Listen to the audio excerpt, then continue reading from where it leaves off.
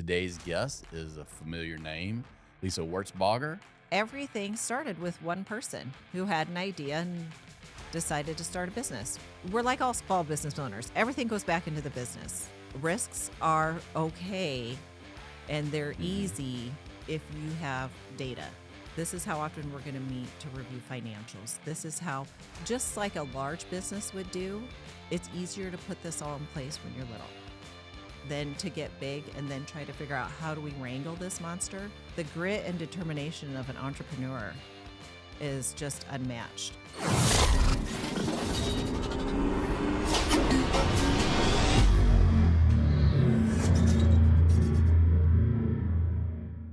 Stay informed, stay competitive, and stay connected to the industry with the Fabricator magazine. Every issue covers the latest processes, equipment, and best practices in metal fabrication, plus perspectives from people who are solving real problems on the shop floor every day. Join thousands of subscribers and sign up for the Fabricator for free at thefabricator.com. Hello, welcome to the Fabricator Podcast. We're recording this at Clearwater Beach, Florida. We're here for the FMA annual meeting, and today's guest is a familiar name. If you're a fan of the Fabricator, Lisa Wertzbaugher, who writes a bi-monthly column, I'm told, which means every other month, not twice a month. That's the math. She writes our Executive Perspectives column, and she's also a member of the FMA Board of Directors, and she's also part owner of Wertzbaugher Services, a metal fab company in West Liberty, Iowa. So we chatted with her early on in the early days of the Fabricator podcast, and we're going to catch up. Her business has changed a little bit, and she's kind of committing full time to that. So we'll learn what she's up to. It's good to hear from her. She's always a kind of a font of information. Yeah, she is, and Lisa's got a lot of wisdom to her, built along, with a lot of experience from childhood on, with her parents running a fab shop, and she's just got a lot of really pragmatic things to say. And she's a no-nonsense person who's really a delight to talk to, because she's got a lot of thoughts around how to run a business and how to mentor the next generation of workers, and just a lot of things. So it's a lot of fun. Yeah, a good combination of fab background, but also a lot of time spent in corporate sales outside of the manufacturing, or at least metal manufacturing. Yeah. And she'll bring that point home, as well as make many others. So enjoy this episode of the Fabricator podcast, and we'll get right to it after this message. SparkForce scholarships are now open, and this is your chance to take the next step in your manufacturing career. Whether you're in a technical program, trade school, or pursuing advanced training, SparkForce scholarships can help reduce financial barriers and get you closer to the job you want. Applications are now being accepted. Learn more and apply at sparkforce.org. And now, back to the episode.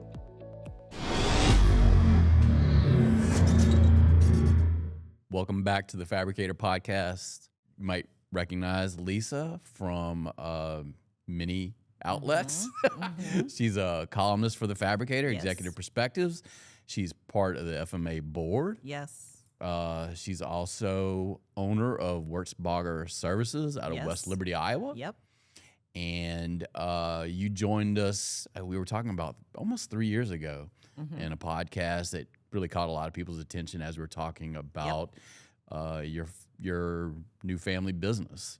And I guess kind of reflecting on that and catching up, what have recent years been like for you, and where are you now with the family fab business? And I think we also talked about my experience growing up in a family business. Correct. Like we kind of went all the way back. Right.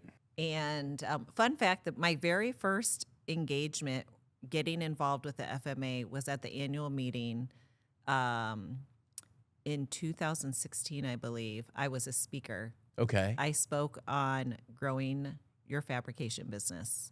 Okay. How did that relationship come about now that you're reflecting on that? My parents, they always read The Fabricator. Okay. So when I went back to work in the family business, I grew up, for any new listeners, I grew up in a family metal fab business, tube fabrication. And after I got out of high school and went to college, I moved on. It was like, here's my uniform. I'm done working in a shop. I'm going to go out and have a professional corporate career. A real job. A real job. I don't want to smell like, fluid and grease. And anyway, so I was in medical device and then, did some consulting, but I went back to work in the family business eventually. But my whole career has been business development, sales, marketing, et cetera. So I went back to work about 15 years into my career to help my parents with a transition plan. They were wanting, they were not ready to be done, but they knew something needed to happen. The business had kind of linear growth and then some years up, some years down, but like no real robust growth strategy. So I worked for them and for the last 4 years, and then they decided to sell as their exit strategy. The business was growing very quickly, by like 50%. So it was just too much. Like they're always having to buy equipment, add square footage, hire people. And I'm like, what's the problem? Go get it. They said, we're tired. We don't want to do this. We're almost 70. So they sold the business. But when I had gone back to work for them, they handed me the Fabricator and said, read this every month when it comes. Like, this is a really good way for you to know what's going on. I think that's a wrap right now. I know. Honestly, they were like, this is it. Every month it comes, read it cover to cover. This is how we stay informed. Wow. But they weren't part of the organization. And they had attended some things, I think. But I said, why are you not a member? If this is important, if this is this important, why aren't you a member? And I think they thought they were too small. Right. Or they weren't big enough, which I think we hear from lots of members. I'm not big enough. And I think we might have even talked about this in my last podcast. I said, this is when you need to join. Right. I mean, we love our big members, right? Right, We love these huge companies. But what a lifeline for small businesses. Just all the resources, the networking, the people who've made the way before you and learned the lessons. And so we joined and got involved and started attending more things. And then I was asked to speak on sales because they were trying to beef up content around that topic. And because I had spent all those years in medical device, which is an extremely sales-driven industry. Oh, every day. Yeah. Oh, gosh, so cutthroat. So when I came back to manufacturing, I'm like, where's all the salespeople? Pfizer has like 40,000 reps walking into hospitals every day. I'm like, where are the salespeople? And I could go and cold call like an OEM and ask to meet with the CEO, and they'd be like, well, let's see if he's available, I'm just like, do you have time now? I'm used to coming out of surgery, and there's like 7 reps trying to talk to my doctor, beating him off. And so, it was just a very aggressive and sales-driven industry, and it works, right? So how did the lessons that you learned as a sales rep in that industry carry over into what you're doing now as a small business owner, working a business with your husband? What lessons did you learn there that you're able to employ day in and day out now? Well, the number one lesson is this: sales is the most transferable skill. Okay. It doesn't, product and service is irrelevant. Yeah. It's not irrelevant completely, but selling is selling. The process, the strategy, the activity, you're solving problems for people who are trying to achieve various types of goals in their businesses. Right. And it's about working. It's about having the activity. It's about understanding your product, services, providing customer service, relationships. So when I came back, I was having a lot of success in my parents' company because I just took those skills and was like, well, now I sell contract manufacturing. So the product's different, but it's still it's still the same. And that's what I spoke on at the annual meeting. And started getting involved in the organization. And then I was put on a couple councils and stuff, and then eventually the board. And I've had the privilege of being your editor for a lot of different columns. One of the things that you're fond of writing about is planning, making sure that you have a solid plan in place. Can you talk a little bit about why that's so critically important, and also sort of the thing that you try to focus on as a business owner? Yes. Well, if you don't have a plan, how can you measure if what you're doing is working? So you have to have a plan that is your roadmap, but also identifies all the ways we're going to measure ourselves. Mm-hmm. Because I really am an operations person. I mean, I was working in a plant when I was 12 years old. Wow.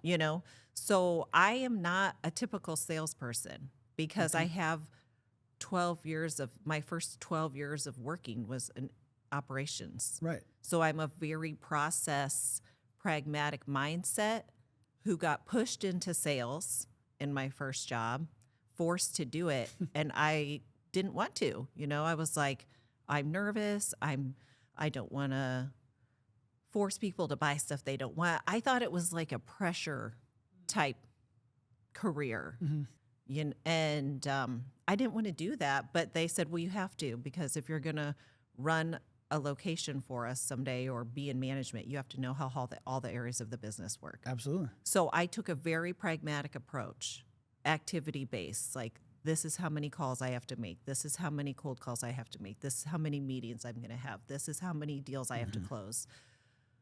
So that's how I survived that first year. But then the more I did it, I think also growing up in a plant and being process driven, you're always looking for the problems. Where are the efficiencies? How can this be better? Where are the problems? Anticipating.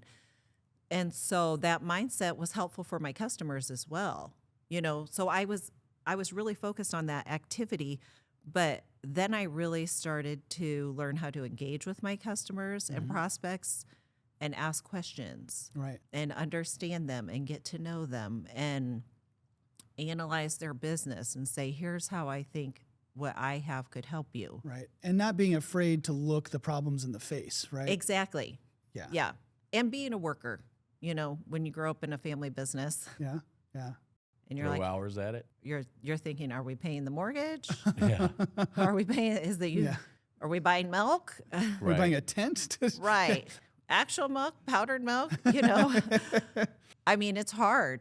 The grit and determination of an entrepreneur is just unmatched. And at the time when my parents started the business, I was 12. There were 4 of us, but I was the oldest. So, they had kids, they had a lot on the line. Yeah.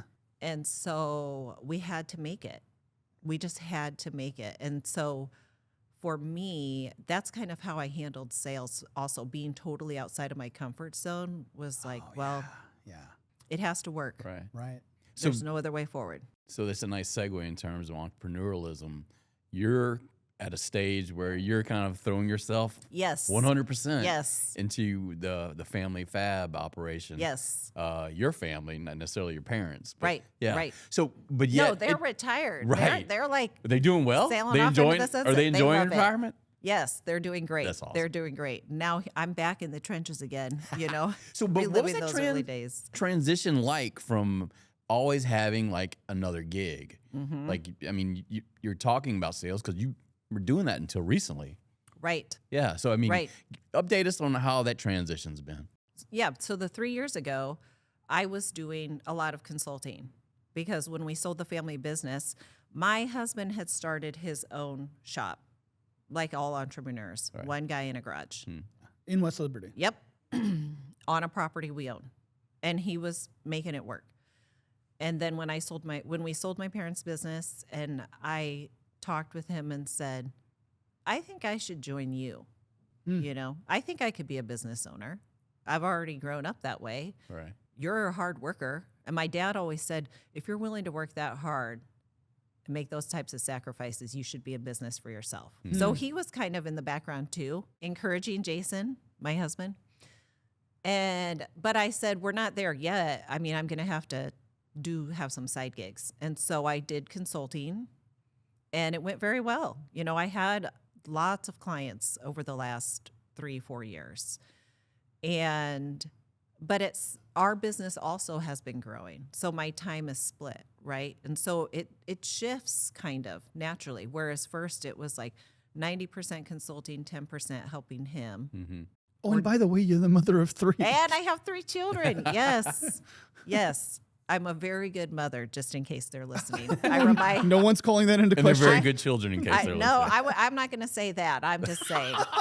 Well, yeah. Let the I'm host who just doesn't know saying. say it. I hear the Yes. bus. I see the remind kids them on- regularly. You have such a good mom.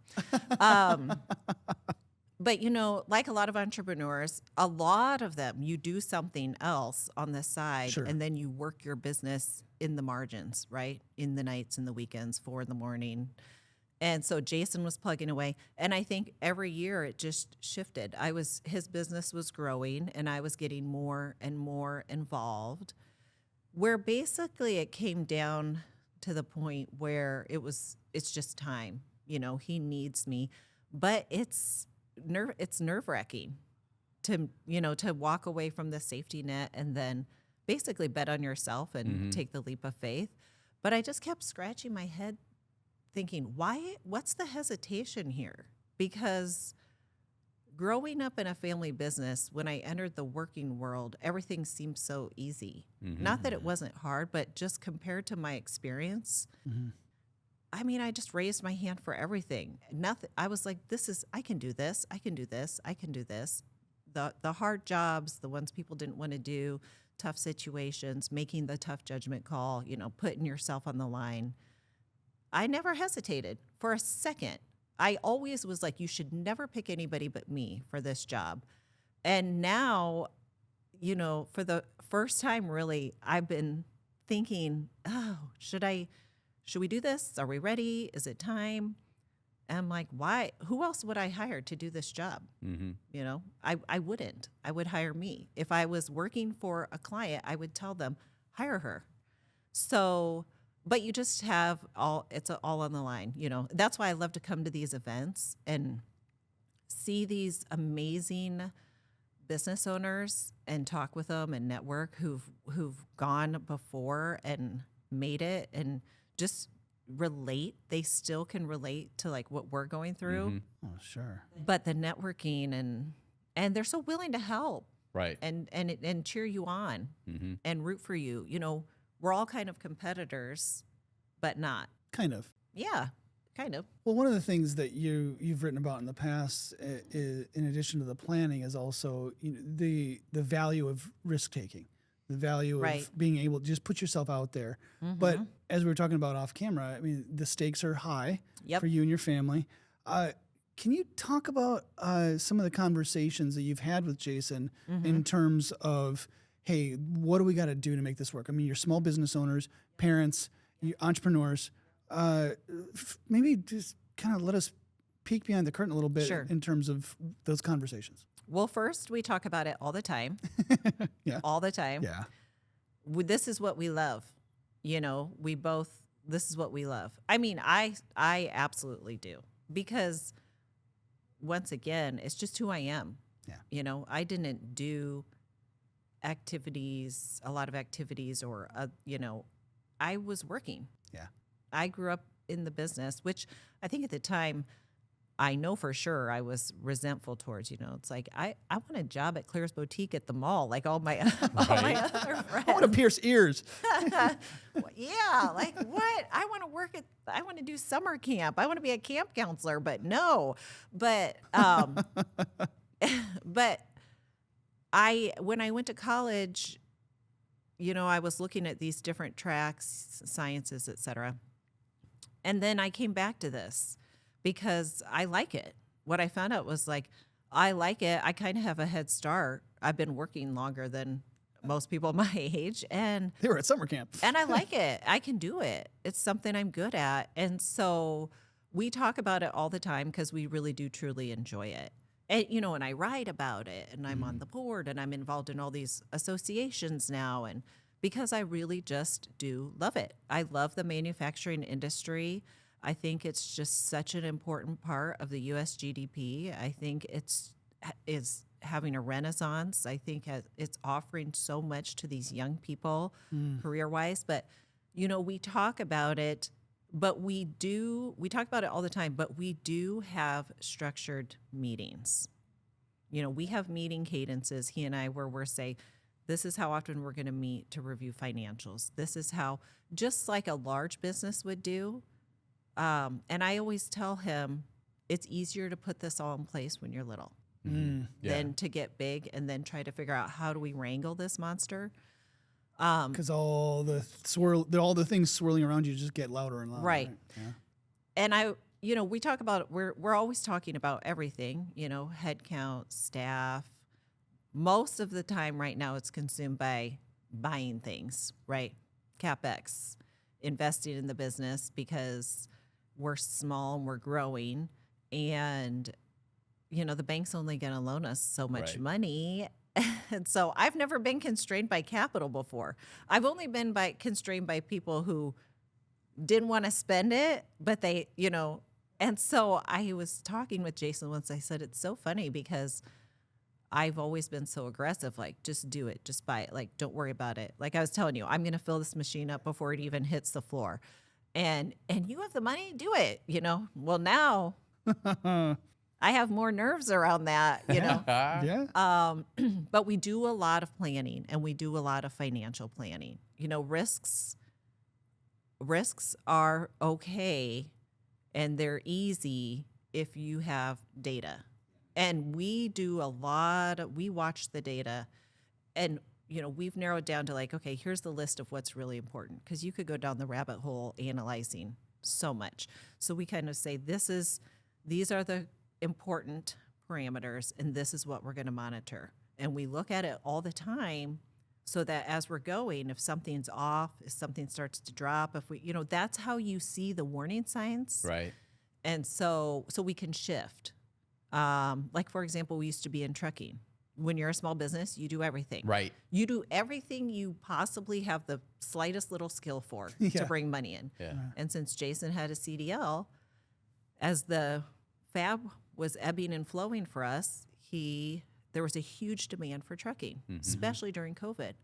So we did it, we invested, we bought more equipment, we hired drivers, and then the market changed. Right. And we were monitoring the data and so that we could make some quick decisions and said, okay, we're going to exit Wow. because we're either going to grow it or get out. Right. When was that know. decision made?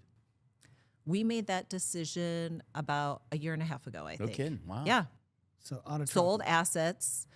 But it's all financial analysis. What's the market? What's the opportunity? There is an opportunity in the Right. logistics market, but what are we going to throw our weight behind? What do you want to do as well? Right. So And- keep emotion out of it. Look at the data. 100%. Look at the data. Look at the realistic Yep. prospects. Yep. What are some of the important KPIs that you look at internally when it comes to CapEx decisions and other investments? Well, I always do an ROI analysis. We want to look at it and say, how quickly could we pay back this piece of equipment, for example? What's acceptable to you? Well, when I worked in medical device, they wanted a return within 18 to 24 months. Right. So I kind of use that as our benchmark. Got to have a starting point. Sometimes you just have to have something, though. Everything isn't going to isn't always going to make financial sense, but it may make sense in a different way. Round out an offering, or because I have this, now I can sell this. But Right. so I always do an ROI analysis, and we're always looking at, obviously, revenue. We look at margin. We look at TCOW, total cost of workforce. Workforce is probably what we pay the most attention to, because in my personal experience, that's where companies get into trouble the fastest, especially if you're growing quickly, because a lot of times the first solution is to just throw more bodies at it. Right. And so having that discipline around efficiency, and it's hard. I mean, scaling is hard. It takes money, time. And so, payroll can outpace your growth and profit pretty quickly if And I'm you not so don't sure have a it makes plan. as big an impact as maybe it once did. Particularly if you're talking about people who don't have the skills, you need to kind of skill up when they get Right. there. Or do we add to headcount? Do we buy some more automation? Do we, Right. so we look at total cost of workforce and we benchmark. The industry has goals around all this. We look at average revenue per headcount. We also look at average revenue per square footage. Like I we try to look at it a couple different ways and say, in general, are we in the right ballpark?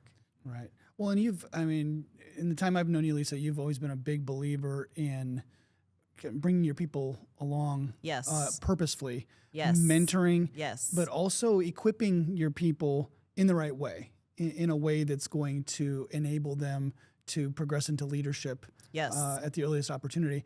Can you talk to us a little bit about your philosophy of bringing younger people along into leadership within the company? Well, yeah. I mean, for us, it first was born out of necessity because we needed help, but we're too small to go hire really expensive, experienced people, you know? And so we had a lot of younger, we had access to that talent pool also. Mm-hmm. So it was like, okay, these are first-time workers. It's more affordable. They're also available. And then once you hire one, you hire more because they like to work together. Yeah. You know, they tell their friend, they tell their buddy, they tell their classmate. We work with a couple community colleges. But now you got to have a plan. Now you have to have a plan because they need coaching, guidance, a career path.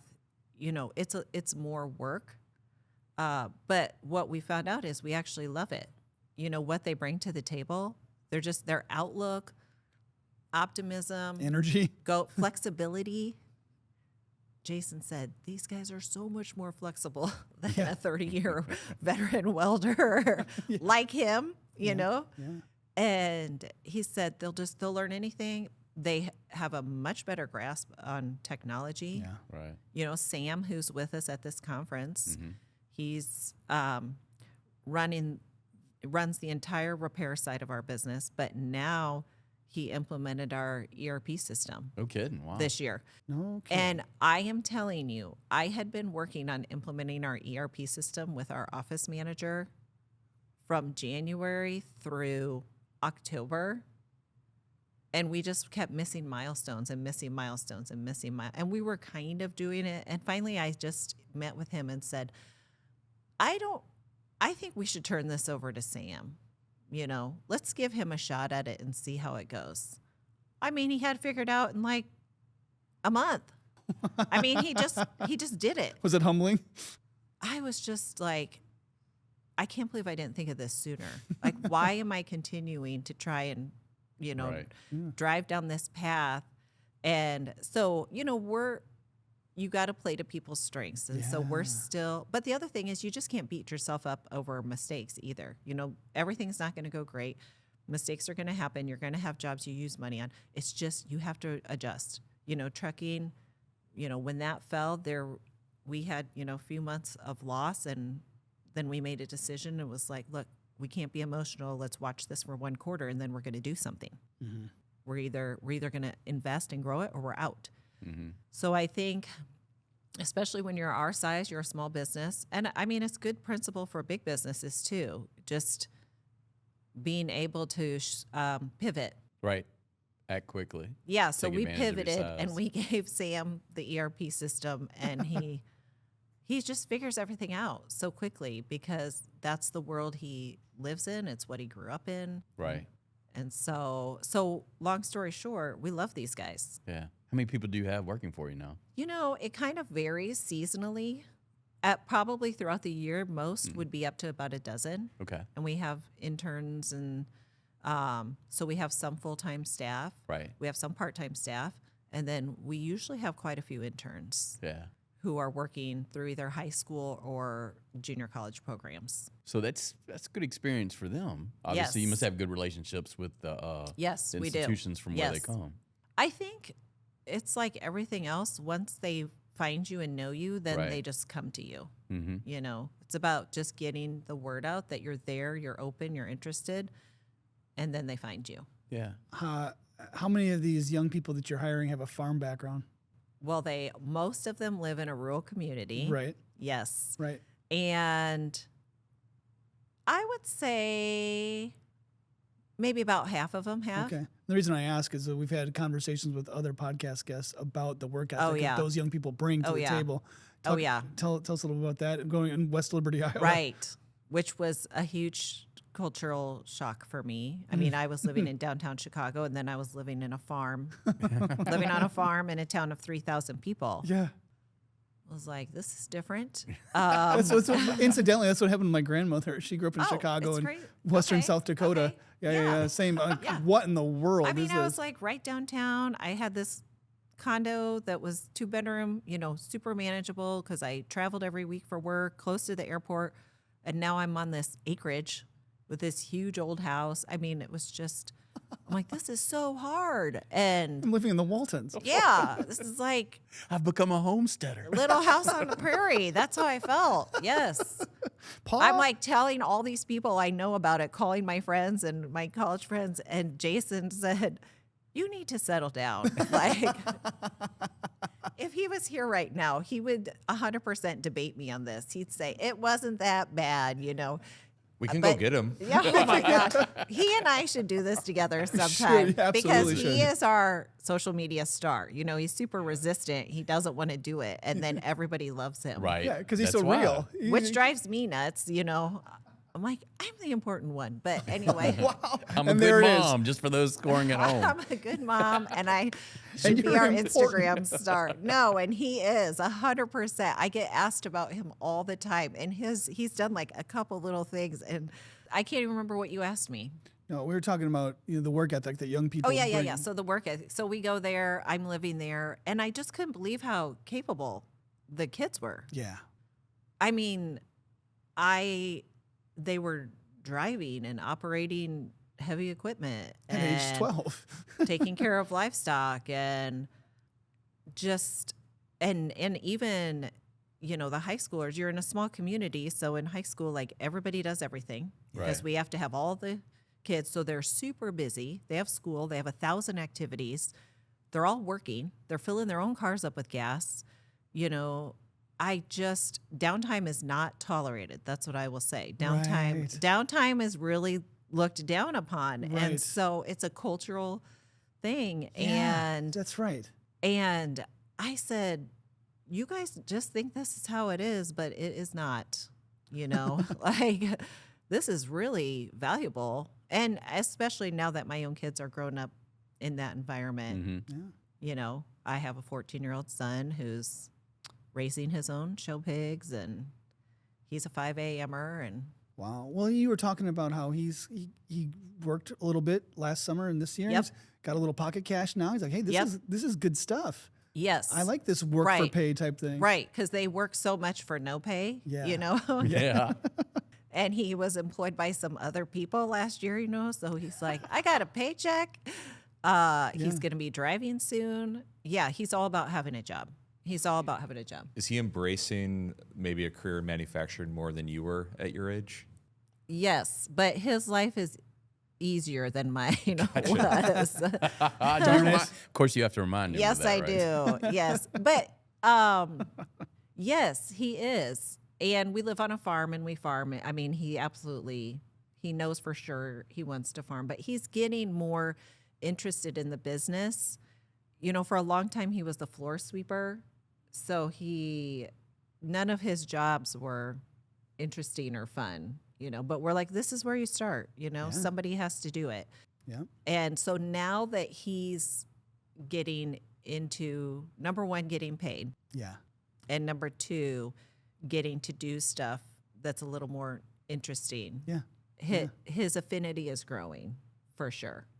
Has that helped you think of ways to make finding younger folks more interested in working in your industry?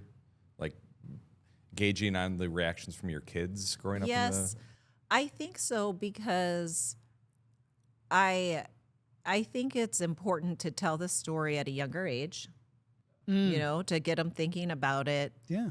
I mean, we got a lot of middle schoolers looking for jobs, Yep. 13 and 14-year-olds looking for part-time work. And so I think for me, it's helped me think about reaching out earlier than high school. And also, what do we have that they could do Yeah. if they're not going to weld or run a machine, but still get them into the environment, Right. still bring them in to do something. Interesting. And then, they're not going to be working 40 hours over summer. And they have so many other things going on. So just some flexibility with the schedule. And I think the earlier we can expose kids to this, the better, really. I mean, I still say I think it's unrealistic that 18-year-olds are going to know what they want to do for the rest of their life. I think it's unfair that we expect that. And I certainly don't do right now what I thought I was going to do at that age. Right. So I don't think they have to put a stake in the ground at 13 years old and say, yeah, this is for me. Right. I've talked to him about being a journeyman machinist forever because that was always the hardest position to hire at my parents' business. I'm like, this is what you need to do. But, it's just about exposing them. Mm-hmm. Just putting it in front of them and letting them be around it, check it out, see what they think. Yeah. Well, so marrying the two, your exposure, deep exposure, both as a small business person and an active leader within FMA, what are you thinking right now in terms of that exposure and that raising up of the next generation workforce, something that you've been, given a lot of thought to? I mean, what do you feel like are the best one or two things that small business owners such as yourself could be doing to raise interest and, put this in front of young people? I think a lot of us are actually doing a lot. I mean, so much more than what was happening in the past. And we all know the traditionals.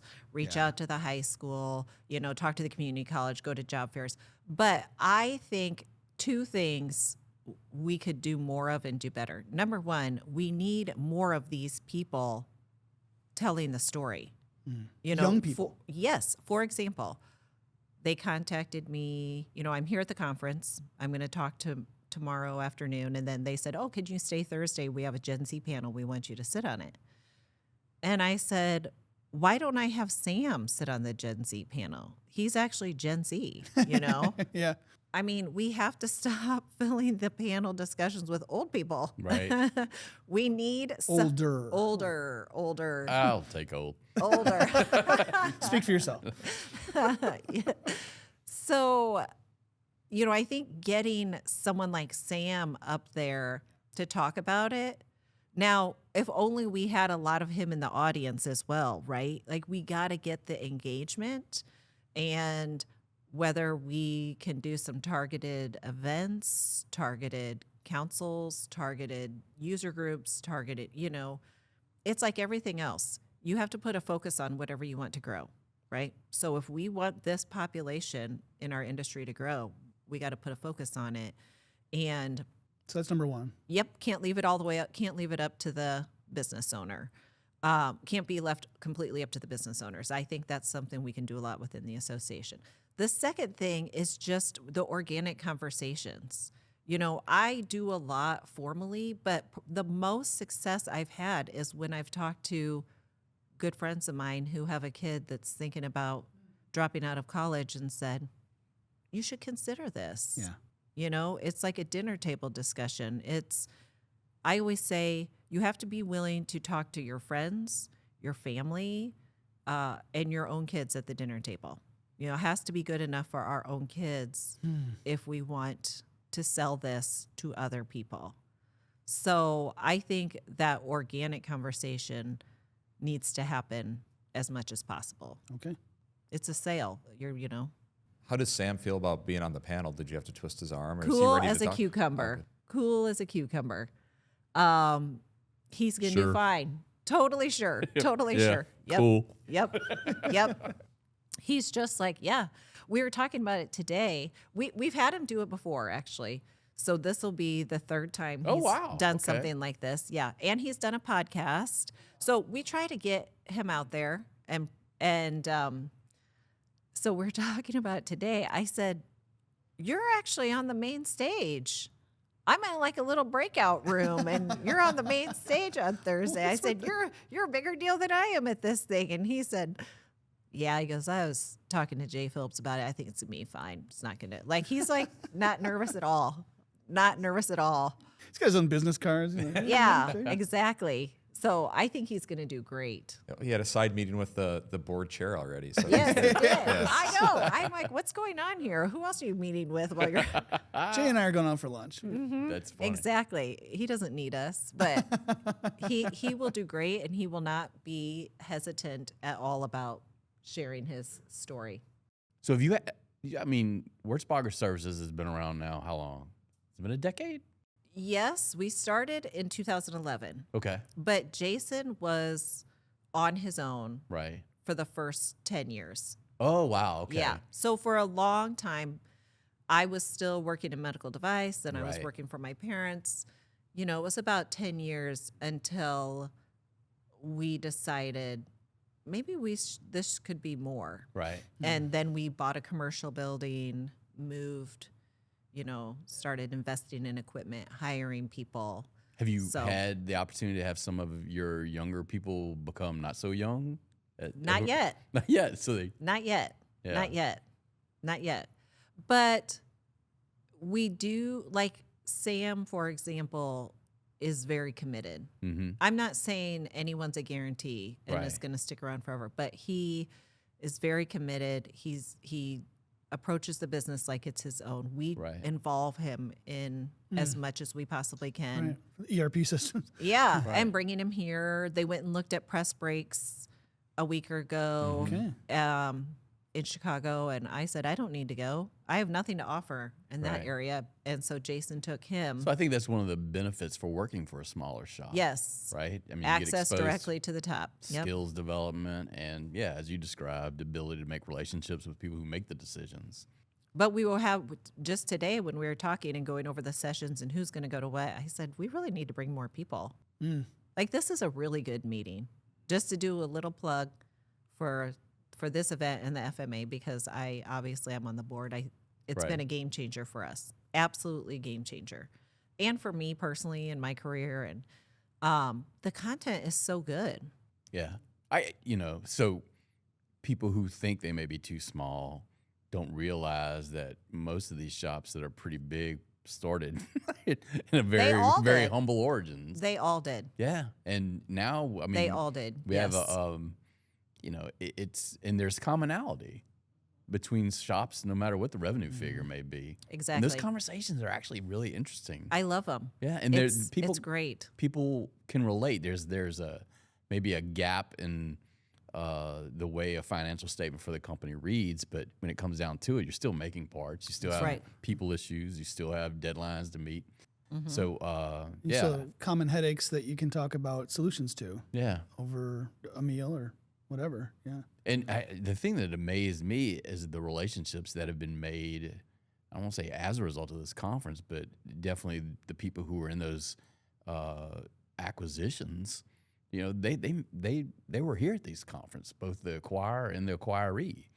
And the reasons those relationships exist is because they got to know each other. And it's not only making networking and getting to know peers, you're actually maybe future business partners. Right. It's Right. there's opportunity galore. I Just- totally agree. yeah. And you are right. Every single business starts with a guy in a garage. Yeah. Every business. And as we'll learn in an Every- upcoming episode, every- sometimes a girl. Yes, or gal. Yeah. A guy or a gal. Everything started with one person who had an idea and decided to start a business, right? So everybody was small at some point. The other thing is, I always say business is not emotional. It shouldn't be anyway, but it's personal. It's definitely personable. It's definitely personal. It's all about relationships. Yeah. It's about, like you said, networking, and acquisitions is a perfect example of that. And it's something we're looking at in our business. We want to grow, and that's a good way to grow, Right. especially if you have experience doing Right. it. And I do, Yeah. and I enjoy it. So we're considering it. We're analyzing it as part of our strategic plan. But those start with somebody picking up the phone and calling somebody. Yeah. Sure. That's what I try to tell people. I've supported that strategy a lot in other businesses or with clients. And Now we're looking at it for us, our own, but that's what I tell them. I said, it always starts, I don't care how big or how small the business, it starts with somebody talking to someone. Right. Right. There's not like some structured process. It's a conversation. And so these types of events are perfect for that. Yeah. So Wertzbaugher Services, what kind of capabilities are you offering nowadays? You're out of the trucking end of it, so Yep. Is it- So we still have the repair side of our business, which Okay. is what Jason started. right. You know, he started doing repair on commercial trailers. Gotcha. 15 years ago. We had moved to Iowa, back to Iowa. I was working, and he decided to build a shop and work for himself. And he did that, and we're still in that business. It's smaller than the metal fab side. So, you know, on the metal fab side, it's laser cutting. Right. So you saw did get into cutting. laser cutting. Yep, laser Wow. cutting. Yes, that's been a game changer. Yeah. Not because that's necessarily new technology, Right. but just because we can feed ourselves. Okay. You know, we can feed our own shop, and then we sell, you know, to others, Right. parts to other people. But mostly we wanted it, as you grow, you want to vertically integrate Right. where it makes sense, you know, So we say feed yourself. like feed our own assemblies. Parts and- Gotcha. And that's for the repair side, or No, that's for metal fab. Okay. So we still have the repair side. We do that. But the metal fabrication side is what so is- larger fabrications you're making for other people. Yes. And a lot of what we're doing is metal racking and returnable racks and dunnage. No kidding. Yes, Wow. we do a lot because there was a company in our area that I had known for a long time, you know, growing in my family business. And then I just kept in touch as we were growing our business. And they went out of business. Oh, gosh. They had changed ownership a couple times and it didn't work, which is extremely common. Right. And they reached out, one of the guys there who knew me reached out and said, would you be willing to take on some of these projects? Because we need to fulfill orders. And I said, yes. We have Yes. equipment. Yeah. So I told Jason, he said, I don't know if we can do that. And I said, well, I told him we could. So It's literally. It's gonna that's happen. That's the recipe. it's going right? to happen. Yeah, that is the recipe. Yeah. Just say We'll yes figure and it out. figure it out. Yep. We're already in the water. Swim. Yes, yes. You know, because these things require like tooling and fixturing, and we didn't have anyone doing any of that for us. We had done all custom welding at that point, where, you know, small volumes, customized. Jason is very good at that, Right. Like figuring out looking at something, figure out what it needs to be. We hadn't done production type work, and so we took the jobs on, and it went well, and then they went out of business, and so we just kept pushing in that market. And so that's the biggest bulk of our business now. Wow. We took what they had. We did some work, fulfilled orders and did some work for them. But then I was like, okay, now I know I can sell this. You know, it's like, Right. oh, well, if we do this for this and this company, who are 10 others that need the same thing? Yeah. Sure. And so we've really grown in that market. So how active is your sales effort? 'Cause- Very. So the reason I ask is so much from many shops, word of mouth, right? Yeah, you have a client. Absolutely. They have a client. They have a relationship with that client. Maybe somebody moves to another company. Now they have another client, and Another supplier makes a mistake, Right. has a quality issue, price check. No. yeah, I mean that's seems Takes to be- forever. Bottom line, that equals takes forever. Okay. Obviously, that doesn't work for me. So I am very active.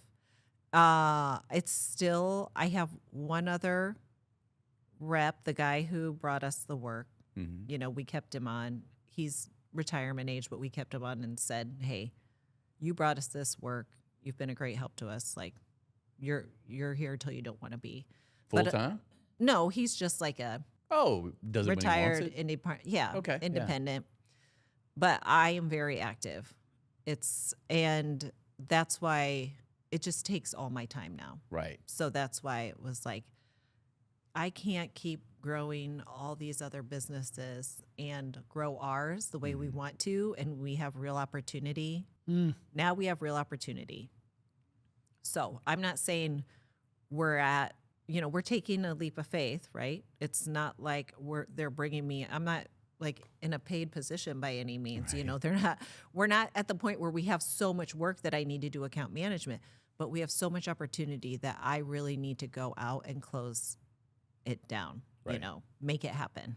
What are some, I mean, you've talked about the racking and so forth. Any other businesses worth mentioning in terms of the markets that you're pursuing? So we do a lot. We were actually just talking about this morning. We do a lot in metal racks, returnable racks. We also do a lot for other plants and facilities. Like they may say, hey, we want 10 of these carts to feed our assembly line. Yeah. And so that's more, that has a lot more engineering involved. We may be helping with the design of some cart that's going to feed an assembly line and hold all the parts and pieces, et cetera. And so we do that. And now we are doing some piece parts or small weldments that go to OEMs, which is very similar to what my parents' business was. Okay. They were a contract manufacturer feeding OEMs, Right. Yeah. sub-assemblies. So those are kind of the three areas. And so we're going to do some trade shows this year for the first time. Cool. Yep, Wow. we're going to do 2 of those. And Like a design to part or we are going to the FMA show in March. the Schaumburg one. Yeah. Manufacturers And then we're going to do a suppliers. big one. We're going to go to a show in September called Glass Build America in Vegas. Wow. Wow. So that's a big deal for a company our size. So we're doing it though. We've already set aside the investment for that Why that one? because we do a lot in that market. Okay. We do a ton of racking. I shouldn't say we do a ton of racking. A lot of our racks are for the glass industry. Huh. Okay. Wow. And so Immediately applicable to people. I just need to in the go house. there to see who all Yeah. I love trade shows. Right. I love them. For so many reasons. They're so valuable for so many reasons. They're exciting. The least valuable part of a trade show is standing there and just taking leads. Like that's what I try to explain to people and business owners over the years who were like, waste of money. I'm like, okay, now I get to do all the things that other people wouldn't listen to me. You wouldn't listen to me. You see who's out there. You see the competition. You see the potential customers. You learn what's happening in that industry. People do see you. I mean, we're going to have a tiny booth, so it's not like I'm not expecting to have this huge brand elevation, but I may apply to be a speaker in the conference. I probably will. I always do. I'm always trying to speak at stuff. Because why wouldn't you? I mean, you've got the experience. Yeah. Like submit it. I know how to do it. Like I'll submit it. I'm like, you should be trying to speak. You Well, should if you host. can't do it, Sam's always available. That's here we go. He's totally gonna steal my spotlight at the FMA. But we'll plan a dinner. You do all these things.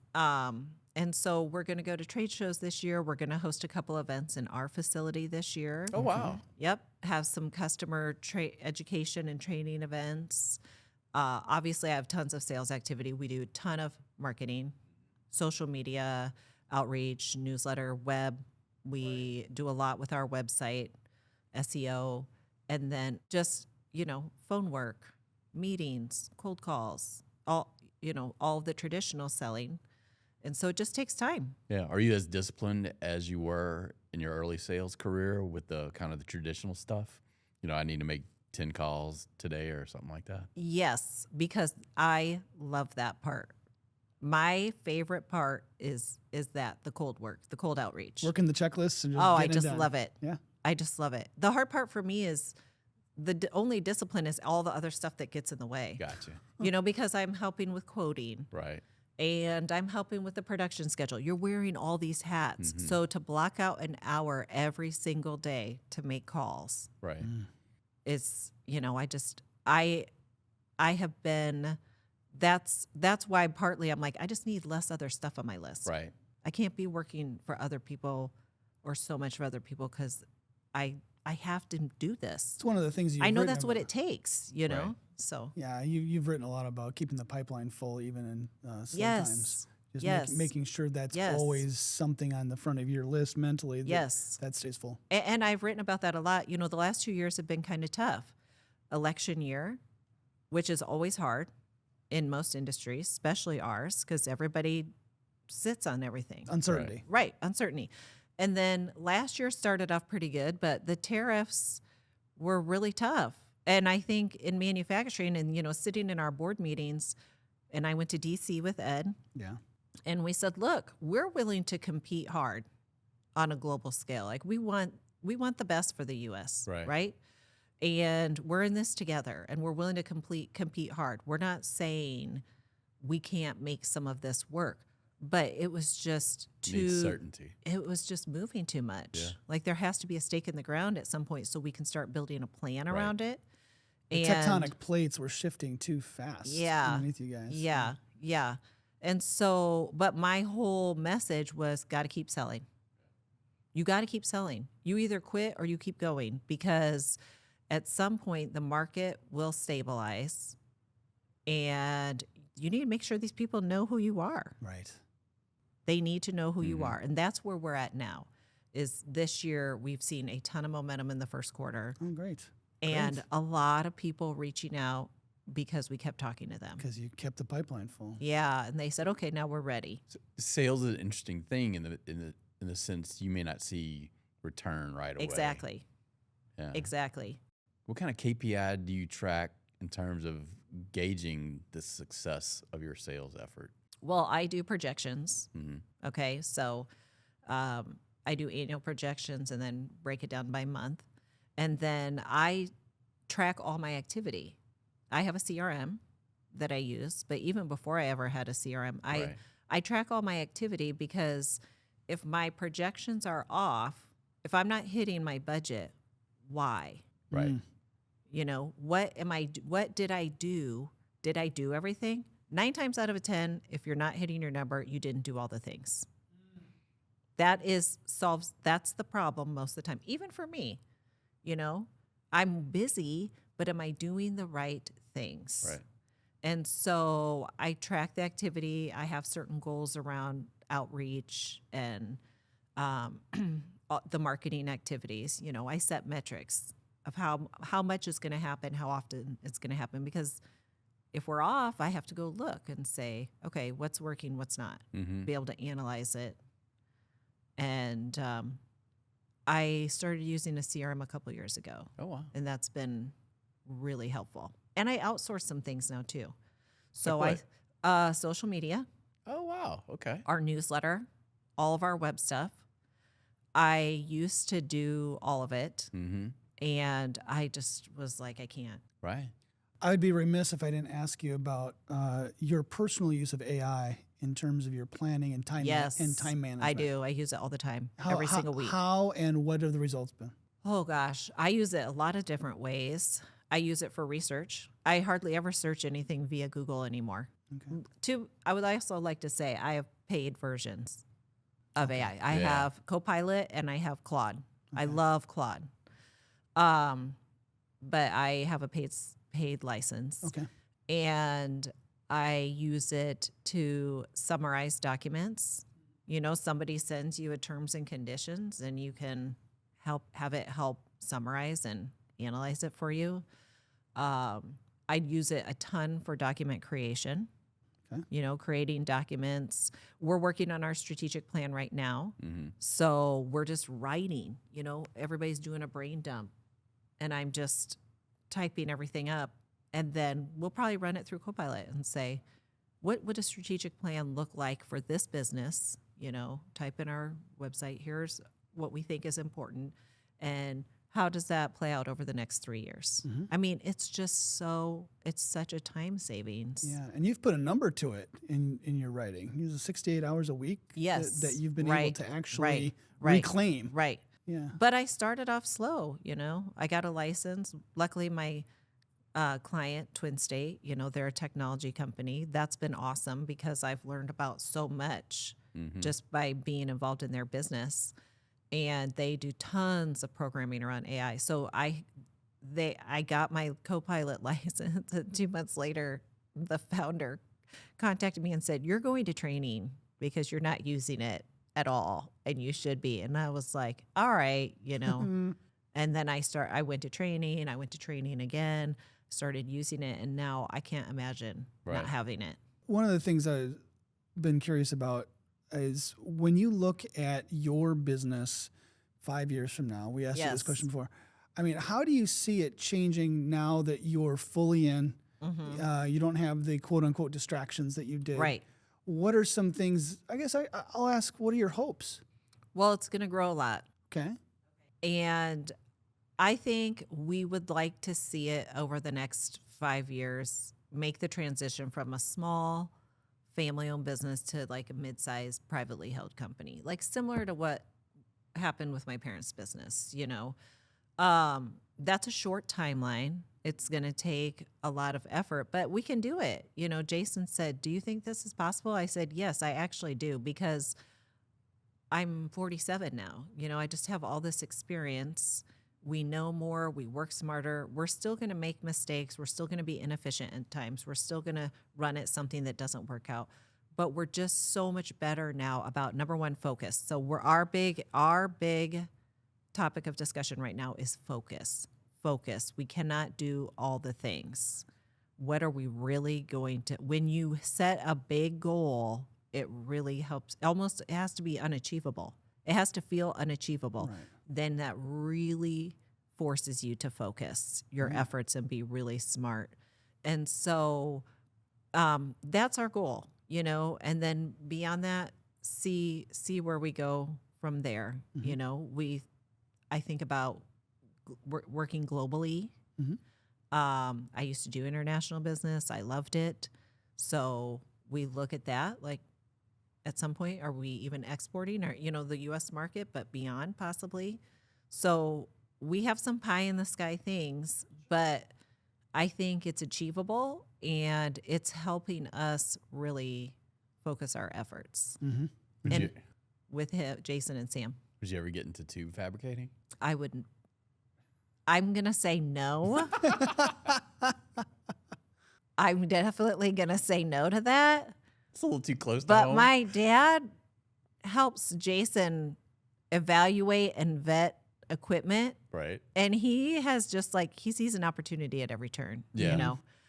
Like a true entrepreneur would do. Oh my gosh. And he's just, you have to keep up with him. Right. You have to keep up with him. It's just so hard. Yeah. That is an art. It is its own thing. That is an art. Does your dad ever come to you and say, just buy it? Go ahead. Oh, I'll take all the care of time. He tells me, you need to do this. You need to do this. I said, listen, my checking account doesn't look like yours does. The tables have turned. Yes. I mean, we're like all small business owners. Everything goes back into the business. Right. I'm going to drive like this, 10-year-old Buick for another 10 more years, because every time I turn around, I need a press brake or something, You can't drive a press brake to work. No. And so, we have a strategy, and we have reserves, and and I kind of feel like if he, anything that we have available, he's like, he's already like, this is what you need to have with it. This is what, I'm always trying to hold on to our cash, no, we need a reserve fund. But he's so helpful because he did it for so long. Right. And that's what he was really the best at. I mean, he was good at a lot of things. He was an engineer. He could figure out how to run jobs, but he and his brother, they started in a garage and converted a stamping company to tube bending. So they bought what they could, what was available, what was affordable, and then they converted it. And so they were always buying equipment that wasn't exact, that other people would overlook. Right. But they were like, no, this is going to do the job. We know what it needs. We can make this minor tweak, this modification. He was really good about getting the most for his money. And that's he's kind of doing the Moneyball thing with tube fabrication. That's exactly right. That is exactly right. And it's been so helpful for Jason. He said, I mean, I wouldn't buy anything without running it by him. And he has so many connections. So many of these people call us and talk to us. I'm like, it's not the same, guys. It's not going to be the same for a while. Okay. I mean, thank you for talking to us, but don't get your hopes up just yet. That's funny. So Well, in terms of your personal take on what it takes for a small business owner in 2026, what's the one piece of advice? I know you would have several, Yep. and I say that seriously. But what's the one piece of advice you would pass along to small business people in 2026 going, well, there's a lot of uncertainty out there still, but I think there's a lot of opportunity. That's how I feel. For the last 2 years, people can only sit tight for so long. Even if there's uncertainty, they got to do something now. So my advice is get out there. There is opportunity. You need to run hard at it. Like get your share. Get your share. The market has been pretty stagnant in 24 and 25. And even if we deal with that same uncertainty this year, which we will, somebody said yesterday with the Supreme Court decision, it's like we just shook the snow globe again. I'm like, that is a perfect analogy. But they can't wait any longer.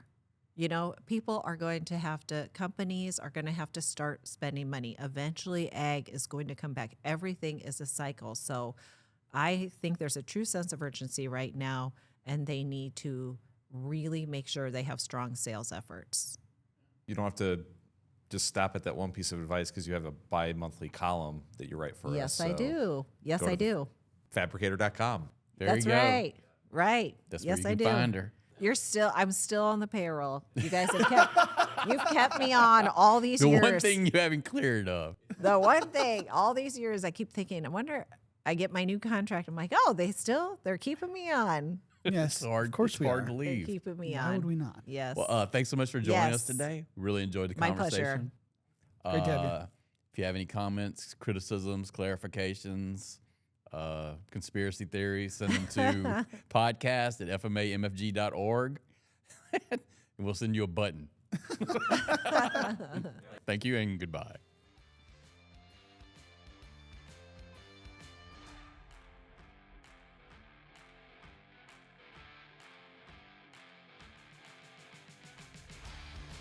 The Fabricator podcast is a production of the Fabricators and Manufacturers Association. The show is hosted by Dan Davis and the team at FMA Communications. The podcast is produced by Gareth Slager, recorded by Griffin Hammond, and edited by Dana Weicker. Additional support provided by Andy Flando, Elizabeth Gavin, Mike Owens, Billy Culpa, Pat Simon, Sarah Spring, and Brandon Geyer. If you like this podcast, check out the FMA Podcast Network. Thank you for listening. My listeners want to hear so much of what I have to say that Dan is not allowed to waste any minute with me on sports.